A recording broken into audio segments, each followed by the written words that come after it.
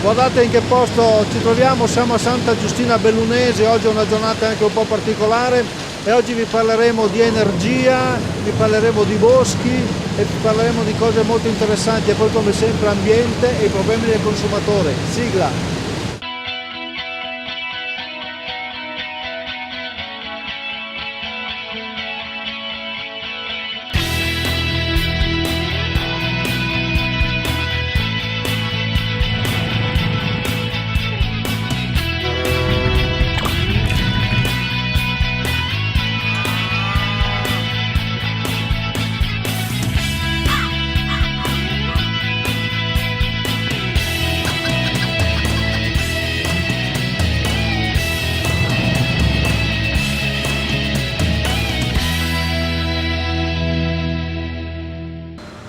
Ecco, vedete, adesso qua siamo entrati all'interno di questo capannone dove la macchina sta lavorando e soprattutto allora chiediamo a Graziano Slongo cosa fa questa macchina. Questa macchina taglia e spacca la legna da ardere di faggio, carpino, quello che è.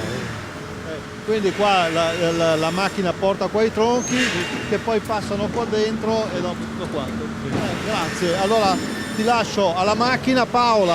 Paola, allora siamo venuti qui perché vediamo delle cose interessanti, importanti, che sono legate al bosco. Sì, tutte quante legate al bosco, alla lavorazione della legna da ardere, delle biomasse, la produzione di biomassa che va ai vari centri energetici, viene consumato per fare la corrente, per uso energetico. Certo. E voi avete avuto sulla misura 123 del programma rurale una serie di finanziamenti per creare queste strutture che in qualche maniera aiutano, no? Sì. a voi a fare il vostro lavoro, ma anche a dare questa novità al bosco. Certo. Quindi avete costruito il piazzale. Ci aiutano molto perché abbiamo fatto parte del capannone, ci hanno aiutato ad acquistare parte dei mezzi e a rifare tutti quanti i piazzali in modo adeguato per poter lavorare meglio e fare un prodotto migliore, classificarlo, prodotto buono. Una volta la legna da ardere, quindi la legna a pezzi, era una parte molto importante dell'attività e adesso? Una volta era una parte molto importante, la prima invece adesso è passata in secondo piano, molto più bassa, perché appunto ci sono nate tutte queste centrali che riciclano tutto questo materiale dissipato che noi ci proponiamo di fare. Grazie allora Paola Fachin. Allora noi abbiamo terminato qui, noi esattamente da Santa Giustina Bellunese come vi abbiamo detto, e adesso andiamo, mica tanto distante, però andiamo in un bel posto dove il bosco è importante, a Posto del Pago con Claudio e Stefani, ma prima l'agenda del PSR. Le graduatorie per il sostegno alla promozione dell'agroalimentare veneto saranno disponibili il 14 ottobre. Il bando PSR per la misura 133 ha registrato richieste di aiuto per quasi 5 milioni di euro.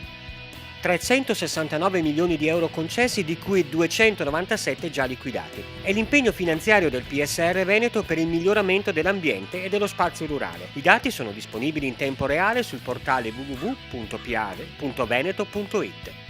Il testo del nuovo PSR Veneto è attualmente all'esame della Commissione europea. Il testo approvato, i video e le presentazioni degli incontri con il partenariato sono visionabili su www.piave.veneto.it.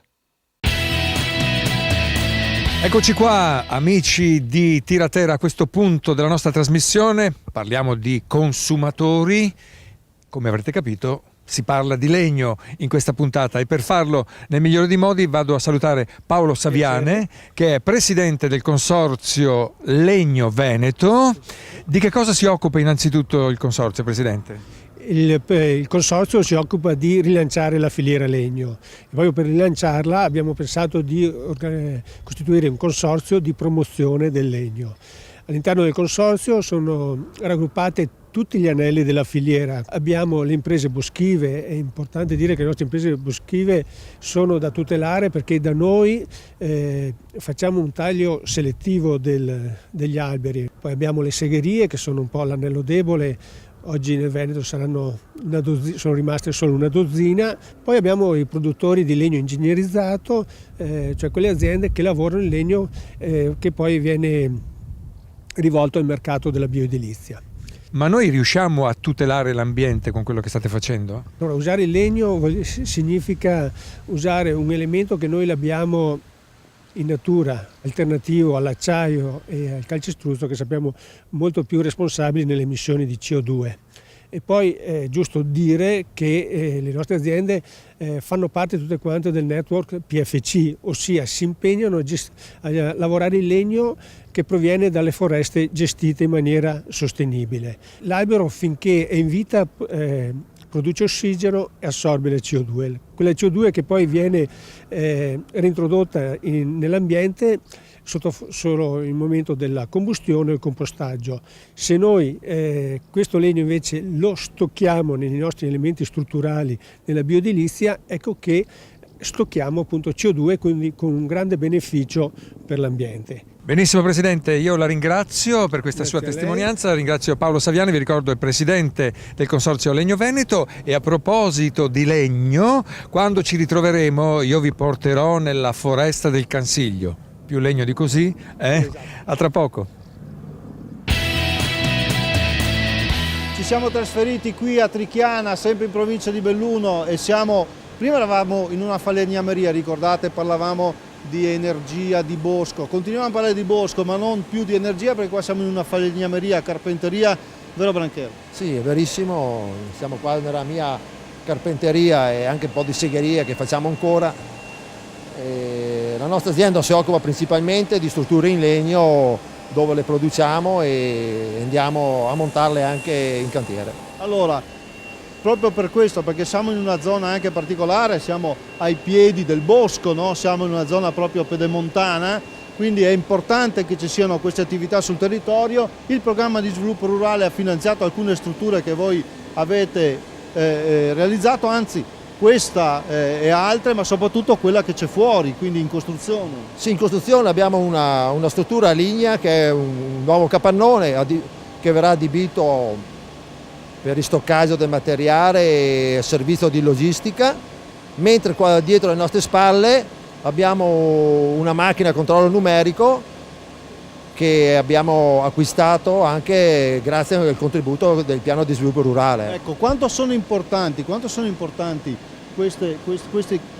nuove questa innovazione, ecco, che avete portato in azienda? Ma l'innovazione per se stessa, per tutte le aziende, credo che sia indispensabile, perché per rimanere sul mercato oggi nel campo dell'edilizia è molto difficile, per cui l'innovazione ci dà questo aiuto importantissimo che ci permette poi di essere competitivi. Sì, oltre di essere competitivi, ma di essere sul mercato con dei prodotti innovativi e tecnologici in modo da soddisfare tutte le esigenze della clientela. Sentite la crisi?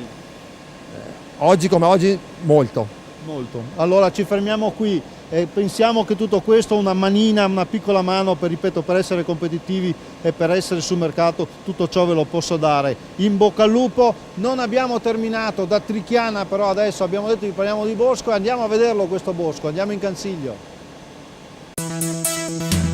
Aumentano le risorse di 150 milioni di euro. Per i nostri investimenti aziendali 800 milioni di euro. Per le start-up agricole dei giovani 150 milioni.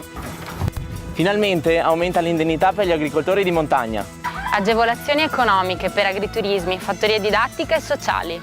Più futuro!